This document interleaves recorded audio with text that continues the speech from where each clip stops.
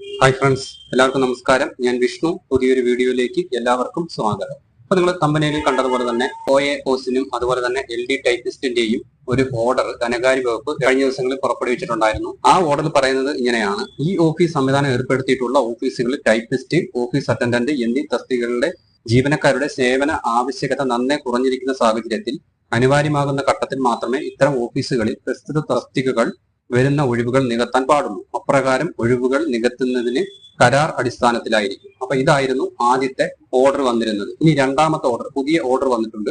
ആ ഓർഡർ എന്താണെന്ന് ചോദിച്ചാല്, ഈ ഓഫീസ് സംവിധാനം ഏർപ്പെടുത്തിയിട്ടുള്ള ഓഫീസുകളിൽ ടൈപ്പിസ്റ്റ്, ഓഫീസ് അറ്റൻഡന്റ് എന്നീ തസ്തികകളിലെ ജീവനക്കാരുടെ സേവന ആവശ്യകത നന്നേ കുറഞ്ഞിരിക്കുന്ന സാഹചര്യത്തിൽ അനിവാര്യമായ തസ്തികകളുടെ എണ്ണം വകുപ്പ് മേധാവികൾ കണക്കാക്കേണ്ടതാണ്. അധികമായി കണ്ടെത്തുന്ന തസ്തികകൾ പകരം ആവശ്യമെങ്കിൽ സർക്കാരിന് യാതൊരു അധിക സാമ്പത്തിക ബാധ്യതയും വരാത്ത രീതിയിൽ സമകാലിക പ്രസക്തിയുള്ള പുതിയ തസ്തികകൾ സൃഷ്ടിക്കുന്നതിനുള്ള സാധ്യതകൾ ഭരണവകുപ്പ് പരിശോധിച്ച് നിർദ്ദേശങ്ങൾ സമർപ്പിക്കേണ്ടതാണ്. അപ്പൊ ഇത് രണ്ടും തമ്മിലുള്ള വ്യത്യാസം എന്താണ്? നമ്മൾ കഴിഞ്ഞ വീഡിയോ ചെയ്തപ്പോൾ ഞാൻ വ്യക്തമായി അടിവരയിട്ട് പറഞ്ഞിരുന്ന കാര്യം, അതായത് കരാർ അടിസ്ഥാനത്തിൽ നിയമിക്കാം എന്നുള്ള ആ ഒരു പോയിന്റ് ഇവിടെ നിന്ന് എടുത്തു മാറ്റിയിട്ടുണ്ട്. ബാക്കി ഏകദേശം സെയിം പോലെ തന്നെയാണ്.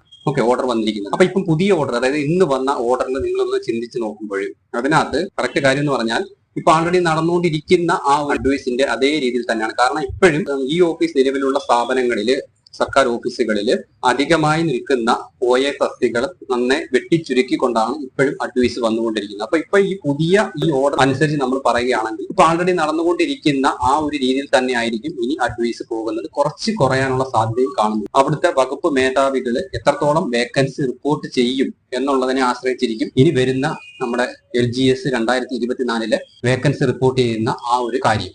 ഞാൻ പറഞ്ഞത് എന്താണ് നിങ്ങൾക്ക് വ്യക്തമായി മനസ്സിലായി എന്ന് വിശ്വസിക്കുന്നു. അതായത് പുതിയ ഓർഡറിൽ പറഞ്ഞിരിക്കുന്ന കാര്യം, സർക്കാരിന് അധിക ബാധ്യത ഇല്ലാതെ വേക്കൻസികൾ ഉണ്ടെങ്കിൽ അത് റിപ്പോർട്ട് ചെയ്യിക്കണം. അത് ആരുടെ കടമയാണ്? അത് വകുപ്പ് മേധാവിയുടെ കടമയാണ്. ഈ വകുപ്പ് മേധാവി OA തസ്തിക റിപ്പോർട്ട് ചെയ്തില്ല എന്നുണ്ടെങ്കിൽ അവിടെ പണി കിട്ടാനുള്ള സാധ്യതയുണ്ട്. പക്ഷെ കരാർ നിയമനം എന്ന് പറയുന്ന ആ ഒരു സംഭവം എടുത്തു കളഞ്ഞതിൽ നമുക്ക് നല്ല ഒരു ആശ്വാസമാണ് ഉടലെടുത്തിരിക്കുന്നത്.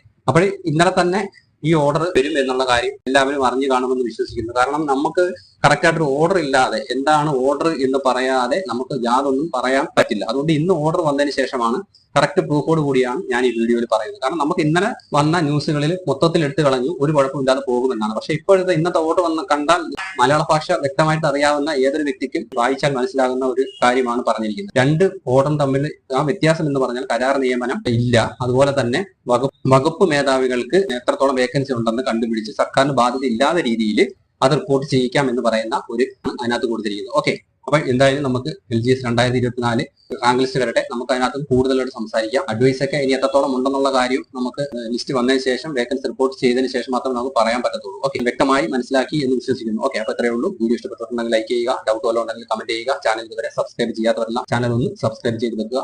പുതിയൊരു വീഡിയോ ആയിട്ട് ഉടൻ തന്നെ കാണാം. അതുവരെ എല്ലാവർക്കും വളരെയധികം നന്ദി, നമസ്കാരം.